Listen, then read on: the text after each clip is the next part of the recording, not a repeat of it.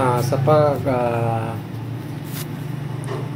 pagka nahirapan kayong upload ng picture ninyo sa pag-register ng SIM card, dito lang kayo pupunta kasi hindi niya tinatanggap yung high resolution ng camera. Kailangan mababa lang siya. Sa settings natin, camera.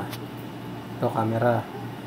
Sa camera, tapos hanapin ninyo ang more. Yan o, more.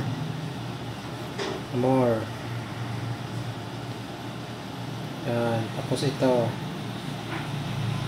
Yun. Ito yung ano na yun o. Yan o. Yan. Yan, pindutin nyo yan. Yan. Tapos, ito picture quality. Lalagay ninyo lang dito sa low. Yan. Tapos, pindutin nyo sa gitna. Kasi balik nyo sa photo. Yan. Tapos, picturean ninyo yung inyong picture, saka nyo i-upload sa pag-upload ng SIM card.